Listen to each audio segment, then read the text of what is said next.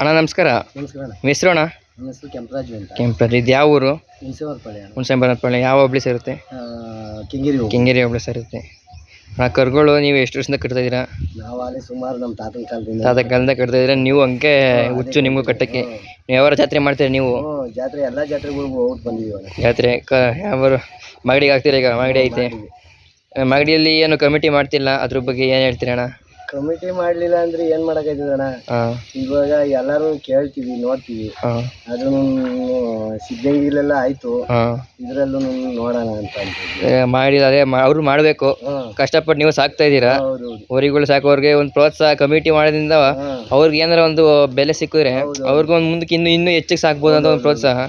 ಅವ್ರು ಮಾಗಡಿಯಲ್ಲಿ ಇರೋರು ಸಣ್ಣ ಪಣ್ಣವರು ಎಲ್ಲರೂ ಇವಾಗ ಮುಂದೆ ಬರ್ಬೇಕು ಅಂತ ಆಸೆ. ನಳ್ಕಾರು ದನ ಕಟ್ಬೇಕು, ಹಳ್ಳಿ ಕಾರ್ ಬಿಡಿಸ್ಬೇಕು ಅಂತ ಆಸೆ.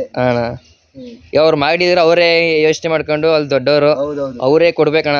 ಕಷ್ಟಪಟ್ಟು ಹಾಕೊಂಬತ್ತಾರೆ. ಅವ್ರು ಊರಿಗಳು ಸಾಕ್ತವ್ರೆ, ಜಾತ್ರೆಗೆ ಹಾಕೊಂಬತ್ತಾರೆ, ಜಾತ್ರೆ ಮಾಡ್ಬೇಕಂತ ಅವ್ರುಗಳು ಕೊಡ್ಬೇಕು.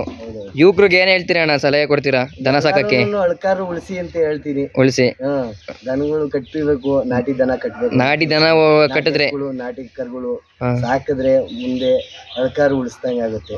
ಅಣ್ಣ ಇವು ಎಷ್ಟು ತಿಂಗಳು ಕರುಗಳಣ್ಣ? ಇವು 9 ತಿಂಗಳು ಕರು. ಏನೇನು ತಿಂಡಿ ಕೊಡ್ತೀರಾ ನೀವು? ನಾವು ಚಕ್ಕೆ ಬುಸ, ರವೆ, ಕಡಲೆ ಒಟ್ಟು. ಹಾಲೇನು ಒಯ್ಯಲ್ಲ? ಹಾಲೇನಿಲ್ಲ. ನೀವೆಲ್ಲಿ ತಂದಿದ್ದಣ್ಣ ಇವು? ಸಿದ್ಧಗಂಗೆಯಲ್ಲಿ ತಂದಿದ್ದು ಅಣ್ಣ. ಇವು ಕರುಗಳು ಇವು ಹಾಲೆ 8 ತಿಂಗಳಾಗ ಬೀಜ ಹೊಡೆದೈತಣ್ಣ. ಬೀಜ ಹೊಡೆದೈತೆ. ರೂಪಾಯಿ ಬೆಳೆದಲ್ಲವೇ ಕರುಗಳು? ನೀವೆಲ್ಲಿ ತಂದಿದ್ದಣ್ಣ? ಇವು ಮುಡುಕ್ತಾರೆ. ತಗೊಳ್ಳಿ ತಂದಿದ್ದು. ನಿಮ್ಗೆ ಎಷ್ಟು ಬಿದ್ದಿತ್ತಣ್ಣ? ನಮ್ಗೆ 70,000. 70,000 ಬಿದ್ದಿತ್ತು. ಈಗ ಯಾರು ಬಂದರೆ ಮನೆ ತಗೊಡ್ತೀರಾ? ನೀವು ನಂಬರ್ ಹೇಳ್ರಿ, ಯಾರ ಕೇಳ್ಕೊಂಬಂದ್ರೆ. 99 023 623 50.